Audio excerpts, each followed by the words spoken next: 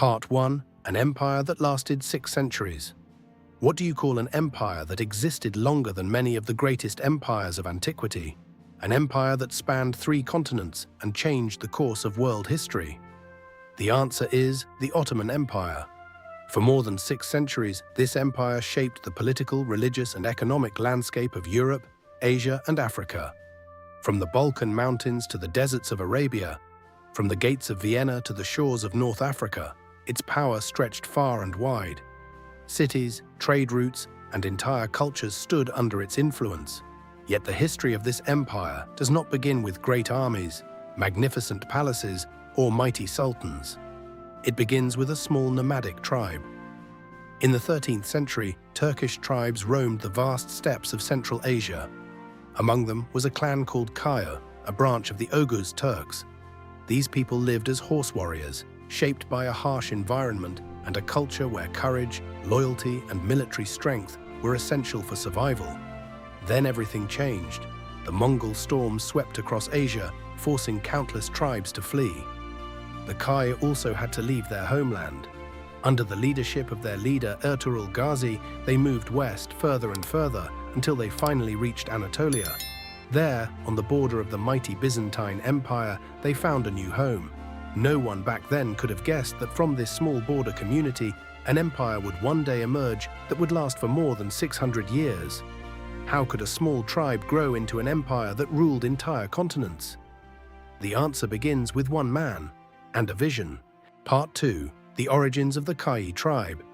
To understand the rise of the Ottoman Empire, one must first look at its roots. These lie not in great cities or powerful kingdoms, but in the vast steppes of Central Asia. There, the Oghuz Turks had lived for centuries, a confederation of various Turkic tribes whose lives were strongly shaped by nomadism and warfare. They moved with their herds across the endless grasslands, lived in tents, and developed a culture where courage, loyalty, and military skill were essential for survival. One of these tribes was the Kaya tribe. The Kaya tribe was considered one of the most respected branches of the Oghuz. Its members were experienced riders and warriors characterized by discipline and fighting power. But their life in the steppes was not to last. In the 13th century, a massive power shook all of Asia: the Mongols. Under the leadership of Genghis Khan and his successors, the Mongol Empire spread with incredible speed. Cities were destroyed, empires fell, and entire peoples were forced to leave their homelands. The Turkish tribes of the steppe were also not spared from this massive storm. Many of them sought protection in the west. Among them was the Kaya tribe. Led by their leader Ertuğrul Gazi, they began a long migration to Anatolia, a region that was a political borderland at the time. Anatolia was dominated at this time by the Seljuk Sultanate of Rum, a Turkish state that ruled over large parts of the region. Ertuğrul and his tribe finally settled near the small town of Suud, right on the border with the Byzantine Empire.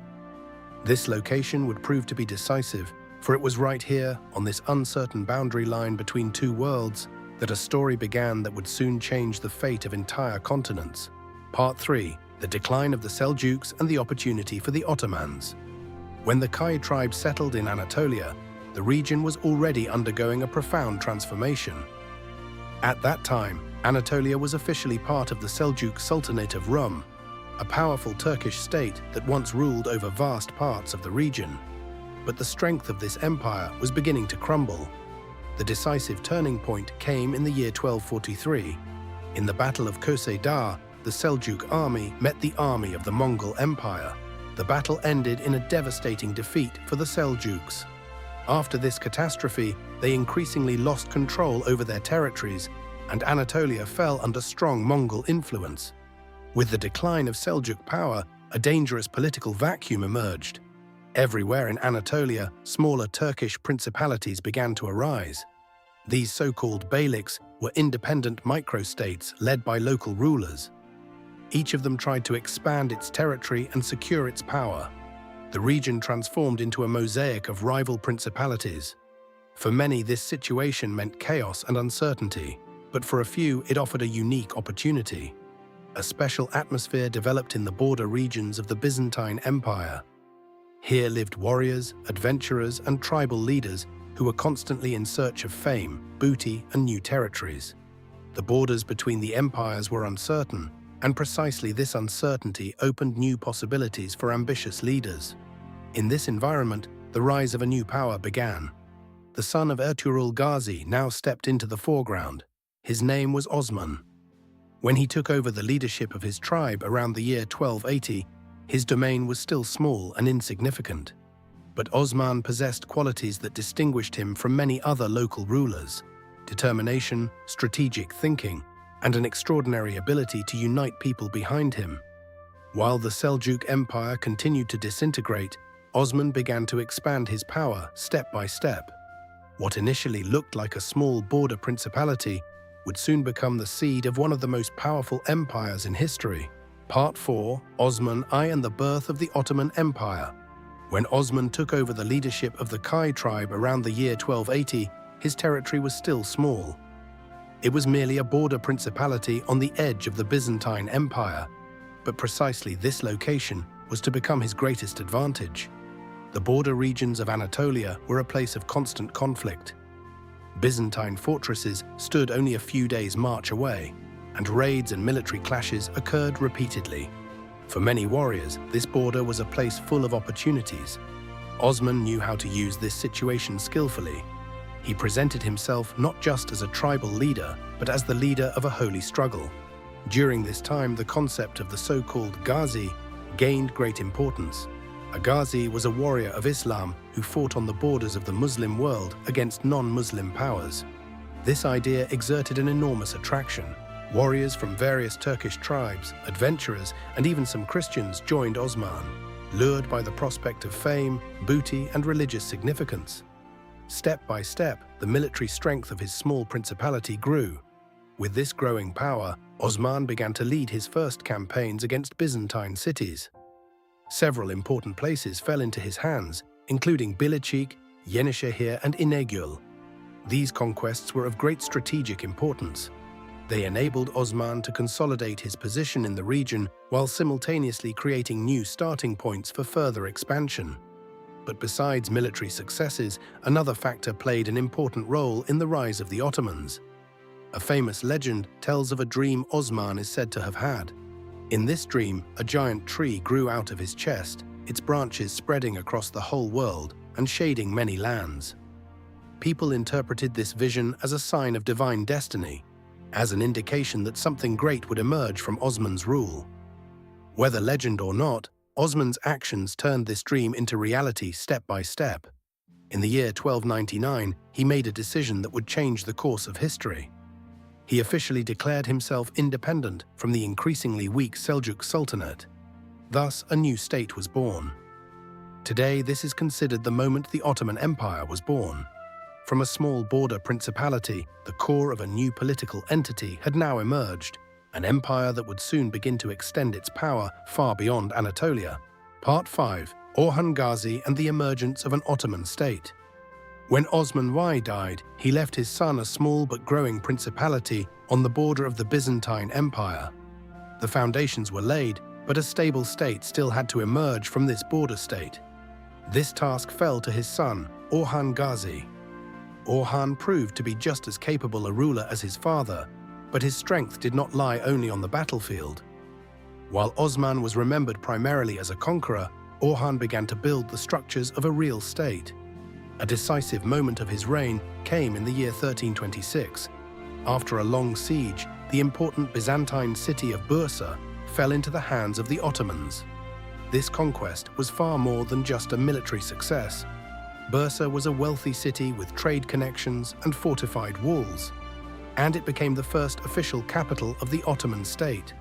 With the capture of Bursa, an important change began. The Ottomans evolved from a nomadic tribal community into a settled state with fixed administrative structures. Orhan recognized that a growing empire needed more than just military strength. He therefore introduced important reforms. One of the most significant measures was the introduction of the first Ottoman coin, the silver akçe. This currency facilitated trade and taxation within the growing territory and helped build a more stable economy. At the same time, Orhan began to build a centralized administration to govern the new territories efficiently. But military progress also continued under the Ottomans. In the year 1331, they conquered the city of Nicaea, which the Turks called Iznik.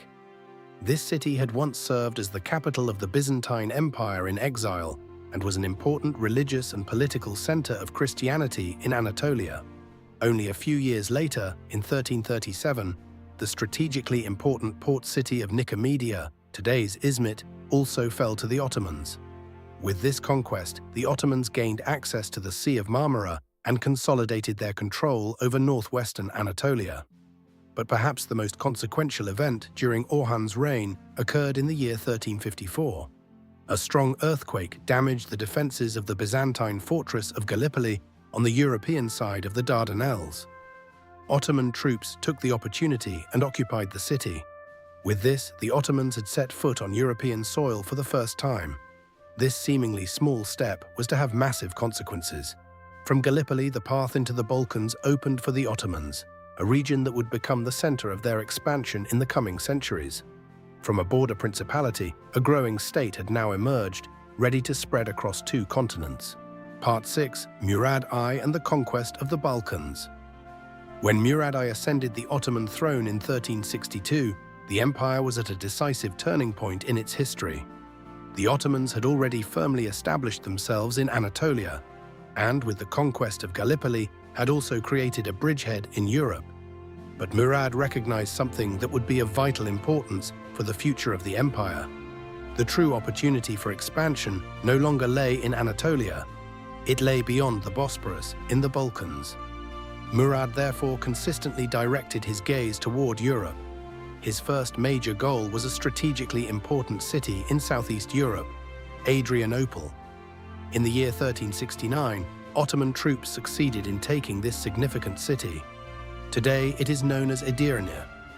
The conquest of Adrianople had enormous consequences. Murad made the city the new capital of the Ottoman Empire. This decision was a clear signal. The center of Ottoman power was now increasingly shifting to Europe. From Edirne, further campaigns in the Balkans could be organized and coordinated. But territorial expansion alone was not enough for Murad. To implement his ambitious plans, he required a strong and loyal army. Therefore, he further developed a system that would become one of the most distinctive features of the Ottoman Empire: the Devshirme system. This system stipulated that Christian boys from the conquered territories were to be recruited.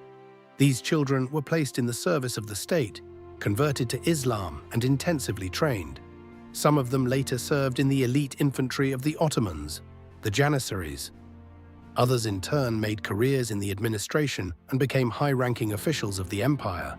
This system had a decisive advantage. It created an elite that was directly committed to the Sultan. Murad's military skills were soon put to the test. In the year 1371, the Battle of Maritsa took place.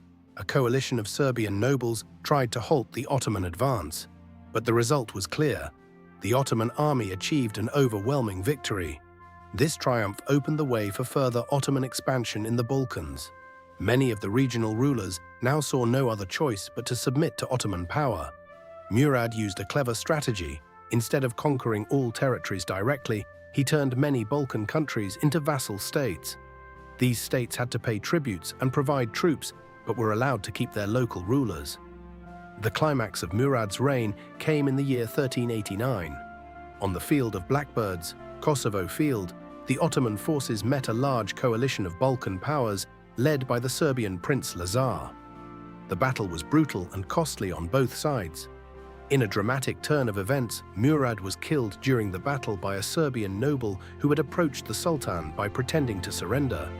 Despite the death of their ruler, the Ottomans achieved a strategic victory. The Serbian coalition was smashed, and Ottoman influence in the Balkans was finally solidified. The Battle of Kosovo marked a historic turning point. From this moment on, the Balkans became a central part of the Ottoman Empire for centuries. Part 7: Bayezid I and the Rise to Great Power Status. After the death of Murad II in 1389, his son Bayezid I took over the rule of the Ottoman Empire. The empire had meanwhile become significantly larger and more powerful. But Bayezid had even more ambitious plans. While his predecessors had expanded their territories step by step, Bayezid pursued a significantly more aggressive expansion policy. His military determination was soon shown. In rapid campaigns, he consolidated Ottoman control over large parts of the Balkans. Bulgaria fell under Ottoman rule, and large parts of Serbia also came under the influence of the empire. But Bayezid's ambitions were not limited to Europe. In Anatolia as well, he began to subjugate numerous smaller Turkish principalities. These so-called beyliks were gradually integrated into the growing Ottoman Empire. Through this rapid expansion, the empire increasingly transformed into a great power spanning both Europe and Asia. In the year 1394, Bayezid directed his gaze toward a goal that had been of great importance for generations of Ottoman rulers. Constantinople, the once glorious capital of the Byzantine Empire, was by then greatly weakened, but its mighty walls still made it one of the best protected cities in the world. Bayezid therefore began a blockade of the city in the hope of forcing it to surrender through hunger and isolation. But Constantinople held firm. The city's strong defenses, as well as support from Western Europe, prevented a quick capture. Although the siege did not lead to immediate success, it made clear how serious the threat to the Byzantine Empire had now become. The rapid rise of the Ottomans did not go unnoticed in Europe either. Many Christian rulers viewed the expansion of the empire with growing concern. Finally, Pope Boniface IX called for a new crusade. A large coalition of European powers assembled an army to stop the advance of the Ottomans. This army was led by King Sigismund of Hungary. In the year 1396, the two forces met at the city of Nicopolis. The Battle of Nicopolis developed into one of the most significant military conflicts of that time. Despite the large European coalition, Bayezid achieved a decisive victory. The Christian forces were crushingly defeated. This triumph confirmed the military superiority of the Ottomans and consolidated their control over large parts of Southeast Europe. But Bayezid's reign brought more than just military expansion. He also continued the centralization of the administration and strengthened the state structures of the empire. At the same time, the elite unit of the Janissaries gained ever greater importance within the Ottoman military. Bayezid even went one step further. He took the title Sultan of Rum, a symbolic claim to the legacy of the Byzantine Empire and to all former territories of the Eastern Roman Empire. But just as the Ottoman Empire seemed to reach its peak, a new, dangerous power appeared in the east, a conqueror whose name was feared throughout all of Asia. Timur. Part 8. The Catastrophe of Ankara and the Ottoman Civil War. At the beginning of the 15th century, the Ottoman Empire seemed to be at the peak of its power. Under Bayezid Papians, it had considerably expanded its borders in Europe and Anatolia, and had become one of the dominant powers in the region. But precisely at this moment, a new opponent appeared in the east. This opponent was Timur, often known in the West as Tamerlane. Timur was a Turco-Mongol conqueror who had built a massive empire in Central Asia. His armies had already conquered numerous cities and devastated entire regions. Now he directed his gaze toward Anatolia. The tensions between Timur and Bayezid escalated quickly. In the year 1402, the decisive confrontation between the two powers finally occurred. The two armies met near the city of Ankara. What followed was one of the most dramatic battles in Ottoman history. The Ottoman army was exhausted from years of campaigns and could hardly withstand Timur's well-prepared force. Furthermore, some Anatolian princes who had previously been subjugated by Bayezid defected to Timur during the battle. The consequences were devastating. The Ottoman army was smashed, and Bayezid himself fell into captivity. The once feared Sultan died only a year later in the captivity of his rival. With this defeat, the Ottoman power structure suddenly collapsed. Without a clear central authority, the empire plunged into a phase of chaos known as the Ottoman Interregnum. Between 1402 and 1413, Bayezid's sons fought bitterly for control of the empire. 4 princes claimed the throne: Suleiman, Isa, Musa, and Mehmed. Each of them controlled different regions of the empire, both in Anatolia and in the Balkans. This rivalry led to a complex web of alliances, betrayals, and military conflicts. During this time, many former vassal states in the Balkans took the opportunity to regain their independence.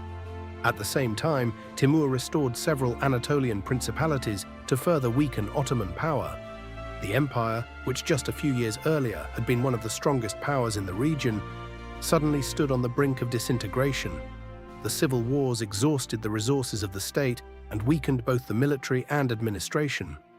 Many people in the empire suffered from the consequences of constant fighting and political uncertainty. But from this chaos, a new ruler would finally emerge. The youngest of the brothers, Mehmed, proved to be the most skillful and determined of all.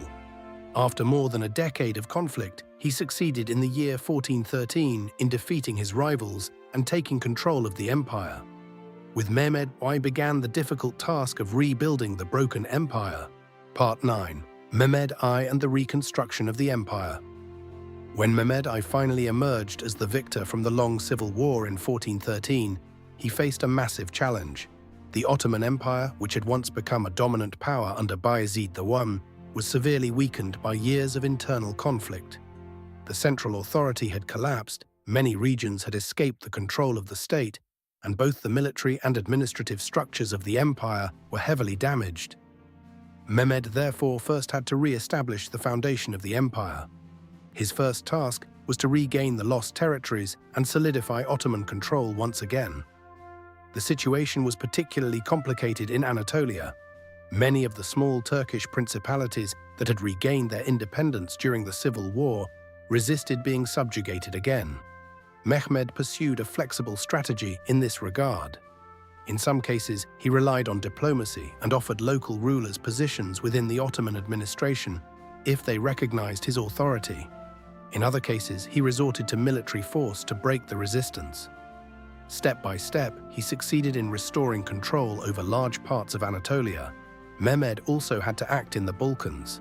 During the interregnum, several former vassal states had tried to regain their independence.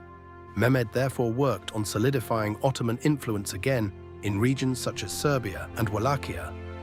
In doing so, he often avoided direct conquests.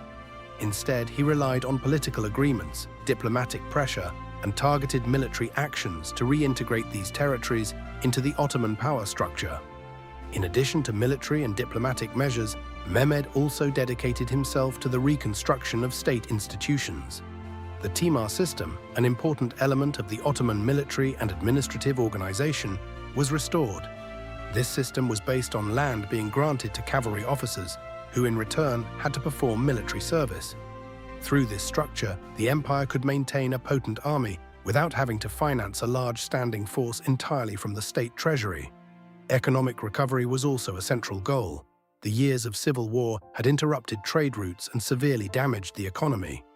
Mehmed had roads secured, trade routes reopened, and tried to build stable relations with neighboring states. These measures helped to revive trade and strengthen the financial foundations of the empire. When Mehmed I finally died, he had successfully stabilized the Ottoman Empire. Although the empire was not yet as powerful as it was in the days of Bayezid, it was once again united and ready for a new phase of expansion. This next phase began with the reign of his son, Murad II. Part 10. Murad II and the struggle for power in the Balkans. When Murad II ascended the throne in 1421, the Ottoman Empire was indeed reunited, but its stability was still fragile. The years of civil war had left deep scars, and both internal uprisings and external threats continued to pose a serious danger. Right at the beginning of his reign, Murad had to defend his authority. Several uprisings broke out, partially supported by the Byzantine Empire, which hoped to exploit the weakness of the Ottomans. These revolts aimed to undermine Murad's power and destabilize the empire once again. Murad reacted quickly and decisively. He suppressed the uprisings and restored control over important territories in Anatolia. These early successes strengthened his position and made it clear that the Ottomans had regained their power. After the internal threats were eliminated, Murad turned his attention once again to the Balkans. This region had been a central component of Ottoman expansion policy since the time of his grandfather Murad I, but many local rulers had tried to restore their independence during the years of crisis. Murad therefore launched several military campaigns to secure Ottoman control in Serbia, Wallachia, and Albania. At the same time, he began to expand the empire's influence further north. The Kingdom of Hungary, in particular, developed into an important opponent as it tried to stop the Ottoman advance into Europe. The climax of these confrontations came in the year 1444. A large Christian coalition consisting of Polish, Hungarian, and other European troops organized a new crusade against the Ottoman Empire. This army was convinced that the Ottomans were weakened and could now be finally pushed out of Europe. The two armies met near the city of Varna. The Battle of Varna developed into a decisive moment for the future of the region. Despite the numerical strength of the Christian coalition, Murad III succeeded in skillfully leading his troops and achieving a clear victory. The death of the Polish-Hungarian king during the battle led to the collapse of the opposing army. With this victory, the Ottomans secured their supremacy in the Balkans for many generations. But Murad's reign was not free from unusual turns. In the same year, 1444, the Sultan surprisingly decided to renounce the throne in favor of his son Mehmed II. The young prince, however, was still inexperienced, and in a time full of military conflicts, this decision proved problematic. The political situation deteriorated rapidly. In the face of this danger, Murad finally returned to the throne to secure the stability of the empire. In the following years, he concentrated on strengthening the defensive fortifications in the empire and laying the foundations for future expansions. When Murad II finally died, the Ottoman Empire was stronger and more stable than before. And now, a young sultan stepped onto the stage of history, a ruler whose goal had been set since his youth. The Conquest of Constantinople. Part 11. Mehmed II and the Fall of Constantinople. When Mehmed II ascended the Ottoman throne again in 1451, he was only 19 years old. But despite his young age, he already had a goal in mind that had occupied generations of rulers before him: the conquest of Constantinople. This city was far more than just another fortress. Constantinople had been the heart of the Byzantine Empire for over 1,000 years and was one of the most significant cities in the world. Its massive walls had withstood countless sieges and were considered almost impregnable. But Mehmed was firmly determined to overcome this obstacle. His preparations were meticulous and comprehensive. First, he had a massive fortress built on the European side of the Bosporus. This fortress, known as Rumeli Hisara, was completed in a remarkably short time. From there, Ottoman cannons could control ship traffic on the Bosporus and prevent Constantinople from receiving support from the Black Sea. But Mehmed also relied on another revolutionary weapon. He commissioned a Hungarian engineer named Orban to construct massive cannons. Some of these guns were over 8 meters long and could fire massive stone balls weighing several hundred kilograms. Such weapons the world had not seen before. In April 1453, the Great Siege finally began. The Ottoman army surrounded Constantinople while its cannons bombarded the city's massive walls day after day. Inside the city, the Byzantine Emperor Constantine V, together with his few defenders, tried desperately to hold the city. For weeks the battle raged. The walls were damaged, repaired, and attacked again. Every night, defenders worked to fix the damage, while the Ottoman troops prepared their attacks. After 53 days, the siege reached its climax. On the morning of May 29, 1453, Ottoman troops finally succeeded in breaking a breach in the defenses. Soldiers poured into the city, and fierce fighting broke out in the streets. The Byzantine emperor fell during the final defense of the city. With the fall of Constantinople, the Byzantine Empire ended for good. One of the oldest political structures in the world had thereby disappeared. For the Ottomans, this victory meant a historic triumph. Mehmed II immediately made Constantinople his new capital. The city, which would later be known as Istanbul, began to change rapidly. The Sultan actively promoted the settlement of new residents from different parts of his empire. Craftsmen, traders, scholars, and artists were invited to revitalize the city. A symbolic step was also the conversion of the Hagia Sophia, the largest church of the Byzantine Empire, into a mosque. At the same time, Mehmed allowed the Christian and Jewish communities of the city to continue practicing their faith. This policy contributed to making Constantinople a significant center of trade, culture, and politics again in a short time. But Mehmed was far from satisfied with this victory. After Constantinople had fallen, he began to further expand Ottoman power and eliminate the last remnants of Byzantine rule in the region. Part 12. The Great Expansion of the Ottoman Empire. After Constantinople fell in 1453, a new phase of history began for the Ottoman Empire. The conquest of the city had not only ended a 1,000-year-old empire, but had also finally made the Ottomans one of the most powerful forces in the world at that time. But for Mehmed II, this was only the beginning. The young sultan immediately began to expand his power further and solidify control over the surrounding regions. Many territories that had once been part of the Byzantine Empire still existed in the form of small remnant states. Mehmed wanted to eliminate these last remnants for good. In the year 1459, the Ottomans conquered Serbia and thus ended the independence of this important Balkan state. Shortly thereafter, Mehmed turned his attention south. In the year 1460, the despotate of the Morea fell, a Byzantine remnant state on the Peloponnese. With this, another bastion of Byzantine rule disappeared.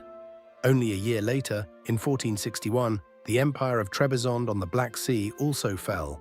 This empire was one of the last political leftovers of the Byzantine Empire and had survived for over 2 centuries.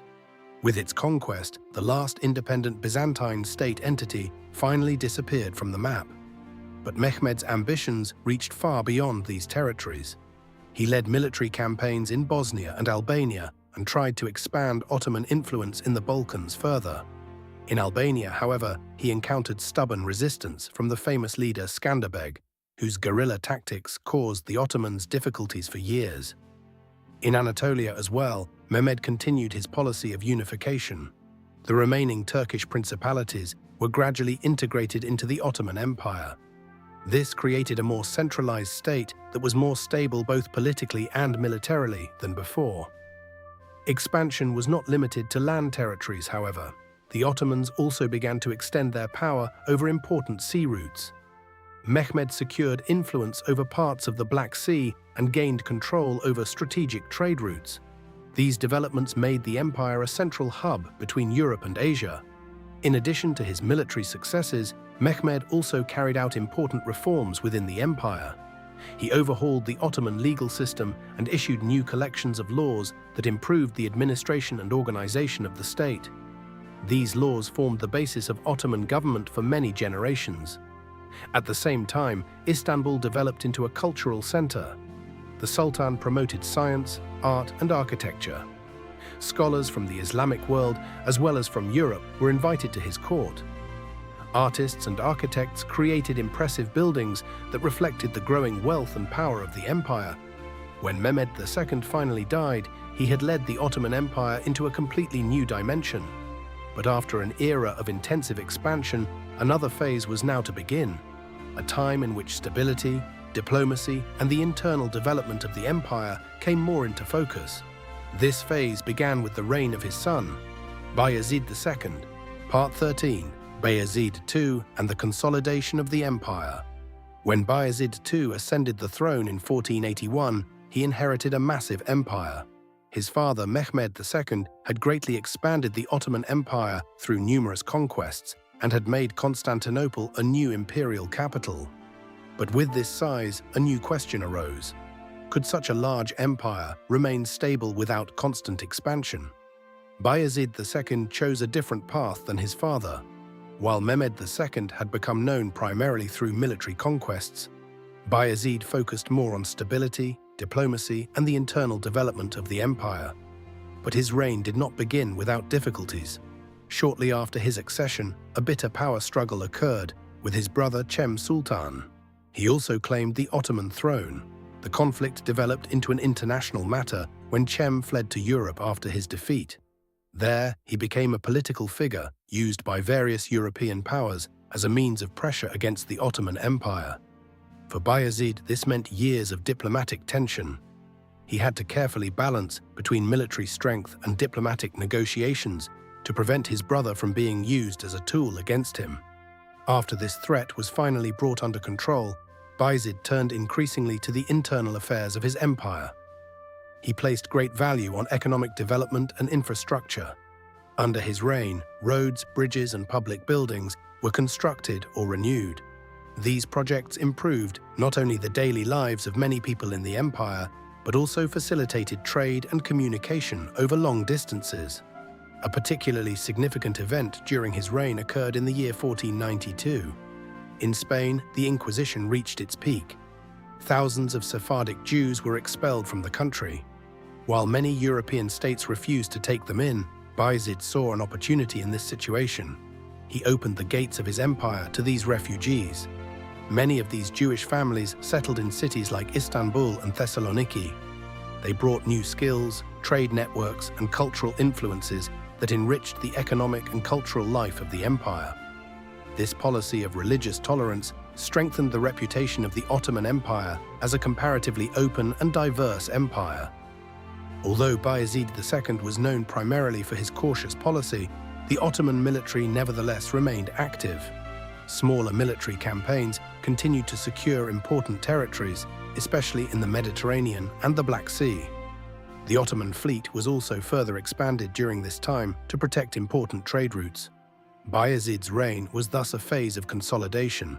The empire stabilized after the great expansions of his father and developed stronger economic and administrative structures. But toward the end of his reign, new challenges appeared. In the east, a new power was growing: the Safavid Empire in Persia. This development would soon lead to a major conflict that would change the future of the Ottoman Empire once again. Part 14: Selim I and the Conquest of the East. In the year 1512, the reign of Bayezid X ended under growing political pressure. Various groups within the empire demanded a more aggressive expansion policy. Finally, Bayezid was forced to abdicate in favor of his son Selim I. With Selim Verfamin, a new and extremely dynamic phase of Ottoman history began. Selim, who later received the nickname Yavuz, meaning the Grim, was known for his determination and his uncompromising character. Right at the beginning of his reign, he focused on fully securing his power. To eliminate possible rivals, he had several potential throne claimants removed, including members of his own family. This brutal consolidation of power ensured that his authority within the empire could not be questioned. Unlike his father, Selim now resolutely directed his gaze to the east. There, a new power had emerged in Persia, the Safavid Empire. This empire represented a Shiite interpretation of Islam and thus posed both a political and a religious challenge to the Sunni Ottoman Empire. The tensions between the two empires finally led to war. In the year 1514, the two armies met in the Battle of Chaldiran. This battle became a decisive moment in the history of the region. The Ottoman army possessed modern weapons, particularly firearms and artillery. This technological superiority proved to be decisive. The Safavids were defeated, and the Ottomans were able to secure their control over large parts of Anatolia. At the same time, this battle began a rivalry between the two empires that would persist for centuries. But Selim's greatest conquests were still ahead of him. After the victory in the east, he turned south.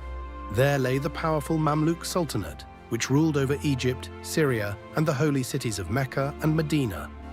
Selim launched a military campaign against this empire.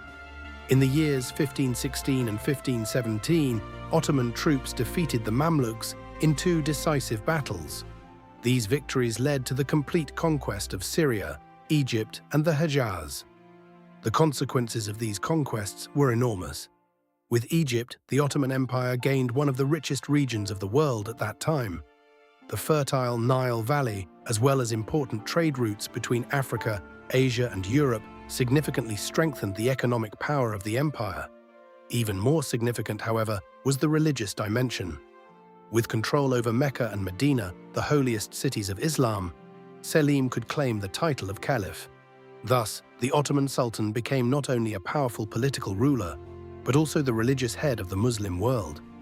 The Ottoman Empire had now reached an extent that stretched from the Balkans to Egypt. When Selim I died unexpectedly in 1520, he left an empire that was larger and more powerful than ever before. In just 8 years, he had nearly doubled the territory of the empire and fundamentally changed its position in the Islamic world. But the peak of Ottoman power was yet to come, for the next sultan, who now ascended the throne, was to lead the empire into an era that would later be known as the Golden Age of the Ottomans. His name was Suleiman.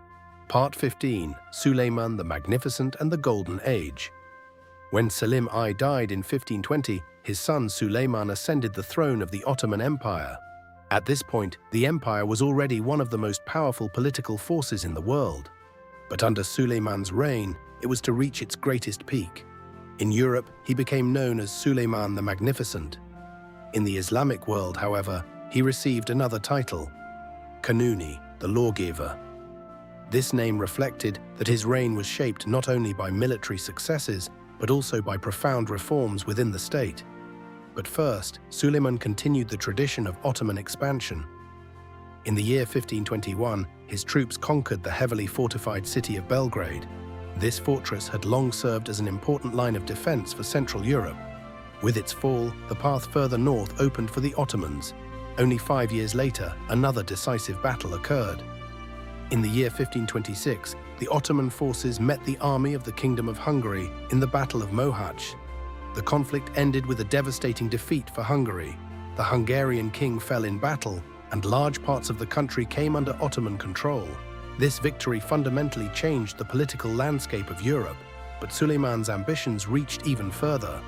In the year 1529, his army marched up to the gates of Vienna, the center of Habsburg power.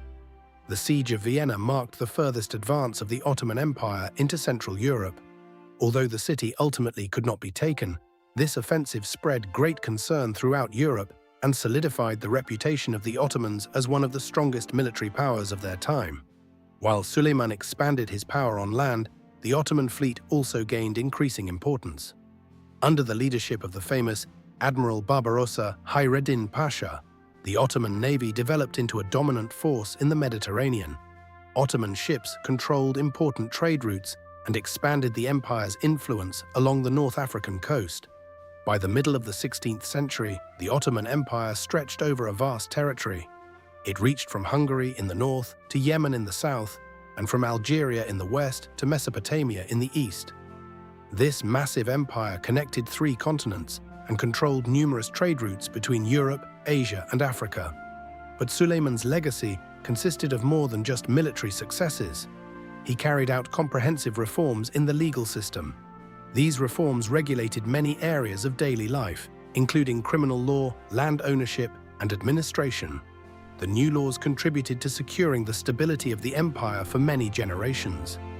Culture and architecture also experienced a golden age. Under Suleiman's reign, some of the most impressive buildings in Ottoman history were built. The famous architect Mimar Sinan designed monumental mosques and structures, including the magnificent Süleymaniye Mosque in Istanbul. These buildings symbolized the wealth and cultural strength of the empire. Literature, poetry, and art also developed strongly. Miniature painting, calligraphy, and courtly poetry reached an extraordinary level during this time. Suleiman himself was even active as a poet, writing under the pseudonym Muhibi. But his personal life also drew attention. His relationship with Hürrem Sultan, known in the West as Roxolana, broke with many traditions of the Ottoman court. Hürrem was originally a slave, but later became Suleiman's legal wife and gained considerable influence within the palace. During his long reign, Suleiman also faced new challenges. Conflicts with the Safavid Empire in the east continued, and in Europe, the Ottomans increasingly encountered stronger resistance. Nevertheless, the empire remained a dominant power throughout his entire reign. In the year 1566, at the age of 71, Suleiman set out on his last military campaign. During the siege of the Hungarian fortress of Szigetvar, the Sultan died in his tent. His death was initially kept secret so as not to jeopardize the morale of the army. With Suleiman's death, one of the most glorious epochs of Ottoman history ended. But while the empire had reached its greatest extent on land, another theater was now to move into the center of history, the Mediterranean. Part 16, the struggle for dominance in the Mediterranean. After the death of Suleiman in 1566, the Ottoman Empire remained a formidable power. On land, it controlled vast territories from Hungary to the Middle East.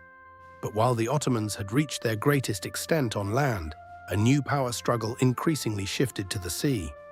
The Mediterranean now became the stage for an intense competition between the great powers of the time. Since the 16th century, the Ottomans had considerably expanded their naval forces. Under the leadership of famous admirals like Barbarossa Hayreddin Pasha, the Ottoman navy developed into one of the strongest fleets in the Mediterranean region. Ottoman ships patrolled along the coasts of North Africa, the Aegean, and the Levant. This maritime strength enabled the empire to control important trade routes and expand its influence far beyond the borders of the mainland. Many coastal areas of North Africa fell under Ottoman influence, while Ottoman fleets regularly attacked Christian merchant ships and raided coastal settlements. This situation led to increasing tensions with European powers. Spain in particular, which had become a major sea power under the Habsburg dynasty, viewed Ottoman expansion as a direct threat. The Republic of Venice, whose wealth depended heavily on Mediterranean trade, also saw its interests endangered. Another opponent were the Knights of the Order of St. John, who were stationed on the island of Malta and frequently came into conflict with Ottoman ships. Over time, it became clear that a major clash between these rival powers was inevitable. Finally, Pope Pius V succeeded in forging a broad alliance of Christian powers. This coalition became known as the Holy League and united the fleets of Spain, Venice, and the Papal States. Their goal was clear: to break Ottoman supremacy in the Mediterranean. In the year 1571, the two massive fleets finally met. Off the coast of Greece, near the city of Lepanto, one of the largest naval battles of that time occurred. More than 400 ships took part in this massive engagement. The Christian fleet was led by Don Juan of Austria, while the Ottoman fleet was under the command of Ali Pasha. When the two armies met, the sea turned into a chaotic battlefield of cannon fire, smoke, and breaking ships. For hours, the battle raged. Finally, the fleet of the Holy League succeeded in breaking through the Ottoman lines. In a decisive moment, Ali Pasha's flagship was captured, and the Ottoman admiral fell in battle. With the loss of their commander, the Ottoman fleet began to break apart. At the end of the day, the Holy League had achieved a decisive victory. A large part of the Ottoman fleet had been destroyed, and thousands of sailors had lost their lives. For Europe, this was a historic triumph. For the first time in centuries, the Ottoman expansion seemed to have been halted. But despite this heavy defeat, the Ottoman Empire showed remarkable resilience. Within a single year, the Ottomans succeeded in building a new fleet. The resources and organizational abilities of the empire made it possible to quickly compensate for the loss. The myth of Ottoman invincibility had indeed been shaken, but the power of the empire was far from broken. While the European powers celebrated their victory, the Ottoman Empire was already preparing for the next challenges. And these challenges were not only to come from the outside. For within the empire, a new phase of political change began, a time in which unusual figures would gain ever greater influence over the fortunes of the empire. Part 17. The Era of Women in the Ottoman Empire. While the Ottoman Empire remained a massive power, an unusual development began to emerge within the interior of the court. For more than a century, a group of figures was to exert significant influence on the politics of the empire: women of the imperial harem. This phase of Ottoman history is often referred to as the Sultanate of Women. The origin of this development can be traced back to the time of Suleiman the Magnificent. His wife Hurrem Sultan, frequently known in the West as Roxolana, had already gained great influence at court during his reign. As the official wife of the Sultan, she occupied a position that had previously been unusual in Ottoman tradition. Her political engagement set an important precedent. Over the following decades, the position of the so-called Valid Sultan became particularly significant. This title was bestowed upon the mother of the reigning Sultan and granted her extraordinary authority within the court.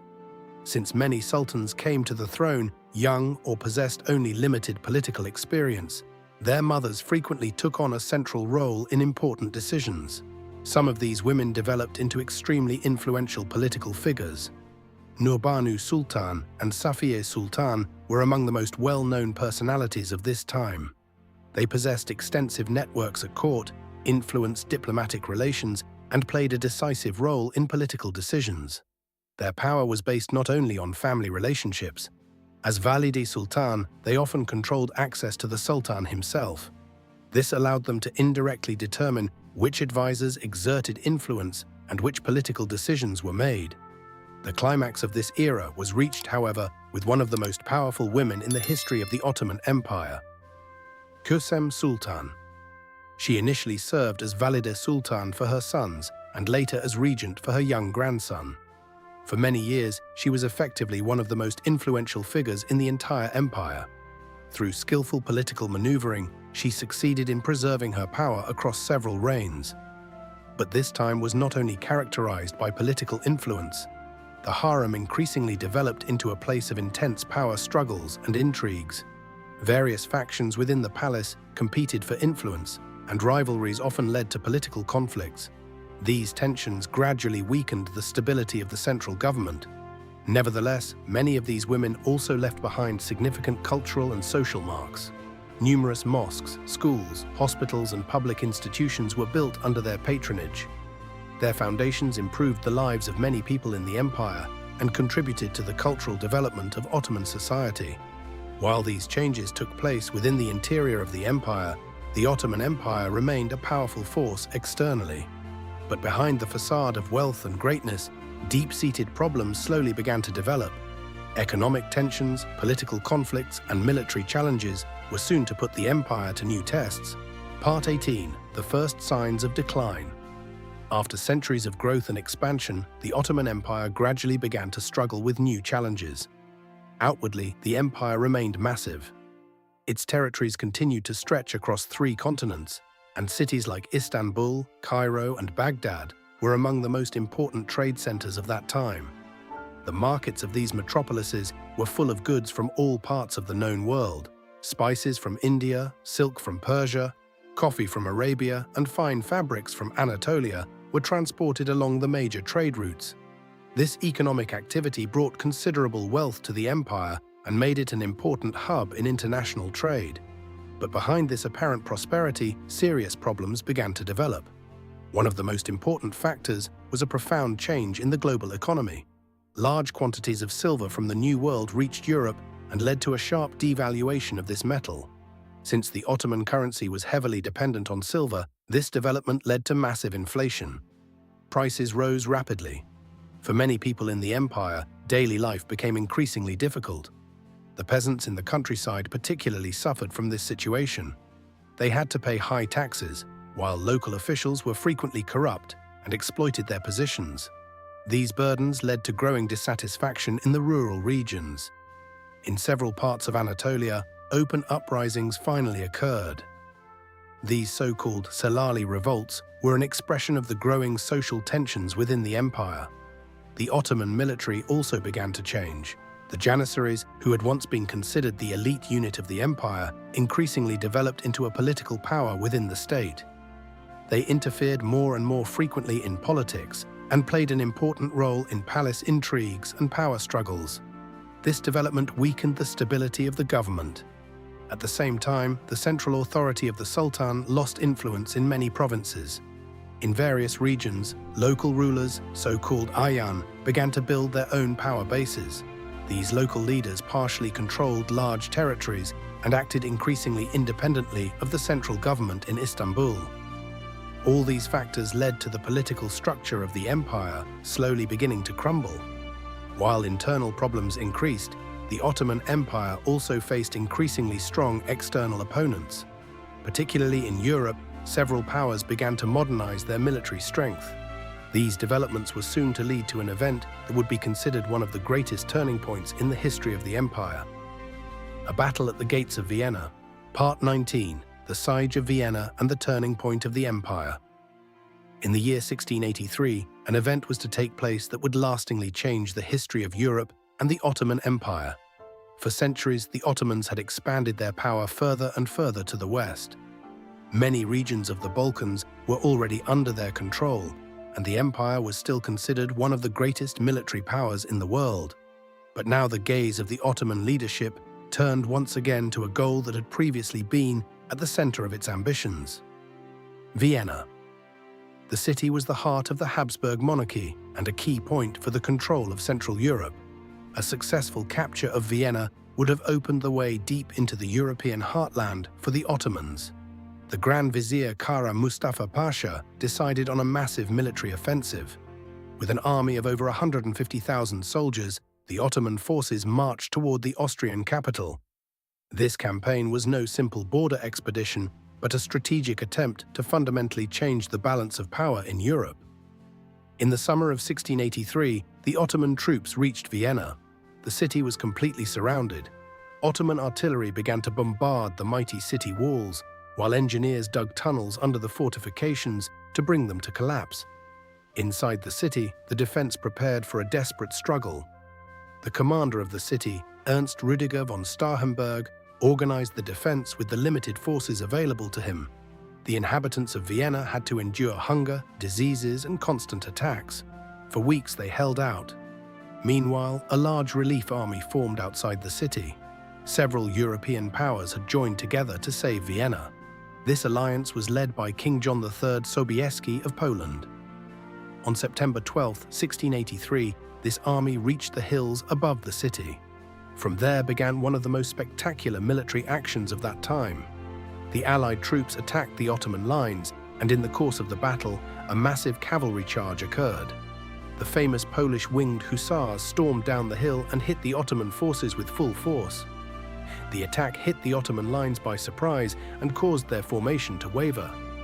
The battle quickly developed into a chaos of fighting and retreats. At the end of the day, the Ottoman troops were forced to withdraw. The siege of Vienna had failed. This defeat had far-reaching consequences. For many European states, it marked the beginning of a new era in which the Ottoman Empire was no longer seen as an unstoppable power. The defeat triggered a series of military conflicts. In the year 1684, several European powers founded the so-called Holy League. Their goal was to push the Ottomans back from Central Europe. From this point on, the balance of power slowly began to turn against the Ottoman Empire.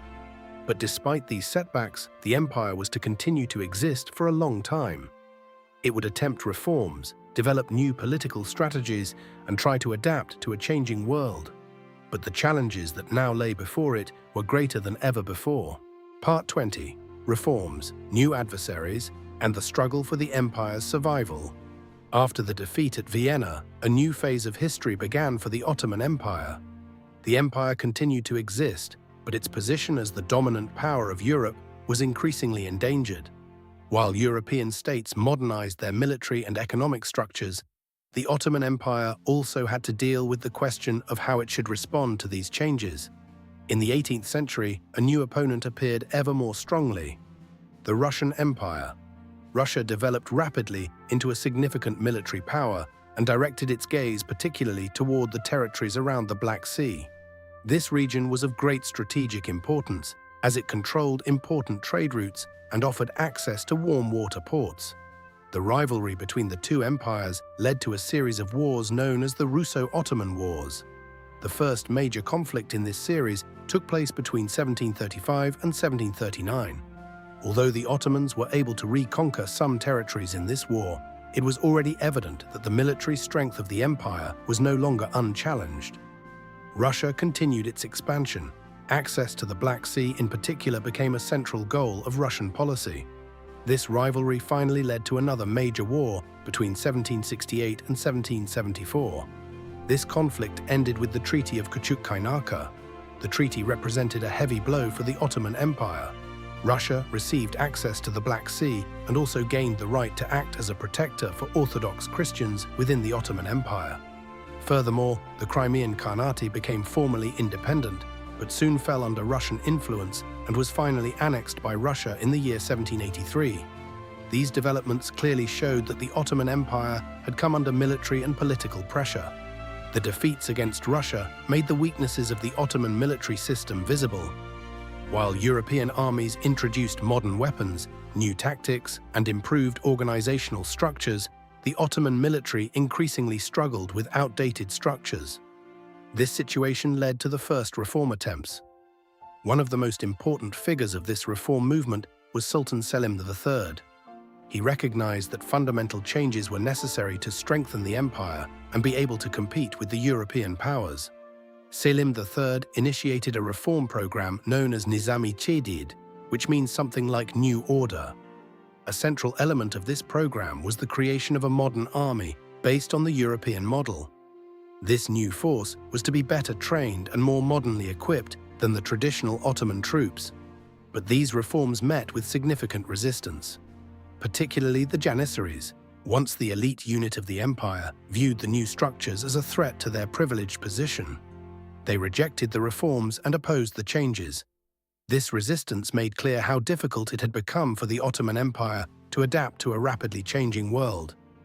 Despite all difficulties, it became increasingly clear that profound reforms were necessary if the empire wanted to survive. This realization was finally to lead to one of the largest reform movements in the history of the Ottoman Empire, the Tanzimat Reforms. Part 21, the Tanzimat Reforms and the Attempt at Modernization. As the Ottoman Empire entered the 19th century, it became increasingly clear that fundamental changes were necessary. Military defeats, economic difficulties, and political tensions had heavily burdened the empire. Many reform advocates within the government were convinced that only comprehensive modernization could save the empire from decline. This reform movement became known as Tanzimat, a term meaning reorganization. The first important steps in this direction began already under Sultan Mahmud II, who recognized that the empire had to be modernized. But the actual reform period began under his son, Sultan Abdulmajid III. In the year 1839, he proclaimed the so-called Edict of Gulhan. This document represented an important turning point. It promised all subjects of the empire, regardless of their religion or ethnic origin, more legal security and equality before the law. The goal was to create a more modern and centralized state structure. In the year 1856, another reform edict followed, the Hatu Humayun. This document confirmed and expanded many of the previously announced reforms. Particularly important was the emphasis on religious equality within the empire. Since the Ottoman Empire consisted of many different ethnic and religious groups, the Tanzimat reforms affected many areas of the state. The legal system was comprehensively modernized. New civil and criminal codes were introduced, partly based on European models. At the same time, a new court system emerged that existed alongside the traditional Islamic courts. The education system was also reformed. New schools, military academies, and universities were founded. These institutions were to produce a new generation of officials and officers who were familiar with modern administrative methods. Furthermore, the state invested in infrastructure projects. Railroads were built, telegraph lines installed, and modern ports constructed. These developments improved communication and strengthened trade within the empire. But despite these ambitious reforms, many problems remained. A major obstacle was the enormous size and diversity of the empire. Reforms that could be implemented relatively quickly in large cities often reached the rural regions only slowly or not at all. Moreover, many changes met with resistance. Conservative groups within society viewed the reforms as a threat to traditional values and religious structures. At the same time, some ethnic groups in the empire were no longer interested in reforms. They wanted independence. This development led to another major problem for the Ottoman Empire: the rise of nationalism. Part 22, Nationalism and the Disintegration of the Empire. While the Ottoman government tried to modernize the empire through reforms, a force developed at the same time that was increasingly difficult to control: nationalism. In the course of the 19th century, new political ideas about self-determination and national identity spread in Europe. These ideas did not remain limited to Europe. They also reached the various peoples within the Ottoman Empire. The empire was a complex state in which numerous ethnic and religious groups lived. Greeks, Serbs, Bulgarians, Armenians, Arabs, and many other communities were part of this massive empire. For centuries, the Ottoman administrative system had created a certain stability by allowing various groups to preserve their own religious and cultural structures. But in the 19th century, the political expectations of these groups began to change. Many of them now no longer wanted just autonomy within the empire, but full independence. One of the first major movements of this kind emerged in Greece. In the year 1821, the Greek War of Independence began against Ottoman rule. After several years of intense fighting and international support from European powers, Greece finally became an independent state in the year 1830. This success inspired other national movements. In the following decades, further uprisings occurred in the Balkans. Serbia gradually gained more autonomy, while Bulgaria and Romania also increasingly strived for political independence. These developments were additionally influenced by European great powers. Russia, Austria-Hungary, and other states frequently used national conflicts within the Ottoman Empire to expand their own political influence in the region. The Balkans in particular developed into a region of constant political tension.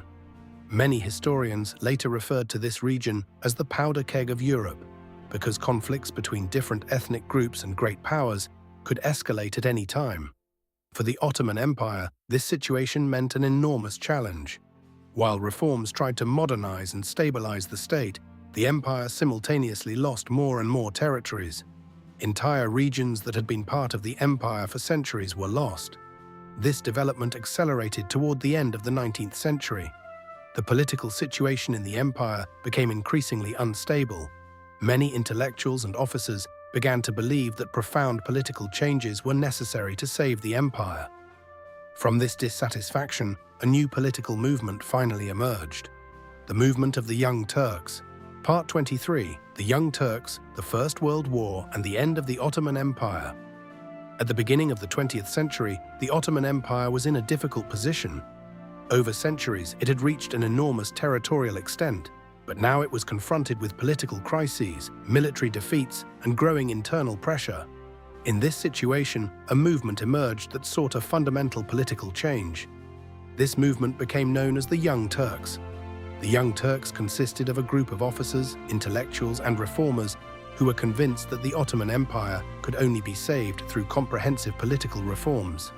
They criticized the autocratic rule of Sultan Abdulhamid II and demanded a return to a constitutional government. In the year 1908, they carried out a revolution. This revolution forced the Sultan to reintroduce the constitution and accept a parliamentary system. For many people in the empire, this initially seemed to be the beginning of a new political era. But the problems of the empire did not disappear because of it. Only a few years later, the Ottoman Empire was again involved in a series of military conflicts. Between 1912 and 1913, the Balkan states fought several wars against the empire. These so-called Balkan Wars had devastating consequences. The Ottoman Empire lost almost all of its remaining European territories. Regions that had been part of the empire for centuries were lost within a few years. The political and military situation was further destabilized as a result. Shortly thereafter, an even larger conflict broke out. In the year 1914, the First World War began. The Ottoman Empire decided to enter the war on the side of the Central Powers, that is, Germany and Austria-Hungary. This decision was to prove extremely risky. During the war, Ottoman troops fought on several fronts. They successfully defended the Dardanelles against Allied attacks in the famous Battle of Gallipoli. At the same time, however, heavy fighting took place in the Caucasus, the Middle East, and Mesopotamia. The war claimed enormous sacrifices. Over time, the military resources of the empire were increasingly exhausted. As the war approached its end in 1918, the Central Powers were on the verge of defeat. The Ottoman Empire also finally had to surrender. After the armistice, Allied troops occupied several important regions of the empire. The subsequent Treaty of Sèvres provided for an extensive partition of Ottoman territories. Many people within Anatolia, however, did not accept these conditions. Under the leadership of an Ottoman officer, a new movement of resistance began. His name was Mustafa Kemal. Mustafa Kemal organized the Turkish War of Independence against the occupying powers. In several military campaigns, his troops succeeded in regaining control over Anatolia. These events finally led to the end of the Ottoman monarchy. In the year 1922, the Sultanate was officially abolished. A year later, in 1923, the Republic of Turkey was founded. Mustafa Kemal, who later received the name Ataturk, became its first president. Thus ended the history of an empire that had shaped a large part of the world for more than 6 centuries. From a small border principality, an empire had once emerged that connected 3 continents. But like many great empires of history, the Ottoman Empire also finally found its end. Its traces, however, are visible to this day. In the culture, the architecture, and the history of many regions that were once part of this massive empire, the history of the Ottoman Empire is a story of rise, power, and profound change. For more than 6 centuries, this empire influenced the destinies of Europe, Asia, and Africa. From a small border principality, a world power emerged that controlled entire trade routes, connected cultures, and shaped the political balance of multiple continents. But like every great empire, the Ottoman Empire also had to face the changes of time. New ideas, new powers, and new conflicts finally formed a world in which the old empire no longer had a place. And yet its legacy lives on to this day. In the cities, the buildings, the cultures, and the stories of the regions that were once part of this massive empire, its past can still be recognized. If you enjoyed this journey through more than 600 years of history, then don't forget to subscribe to the channel, like the video, and share your opinion in the comments. Because history never really ends, it just waits to be discovered anew over and over again.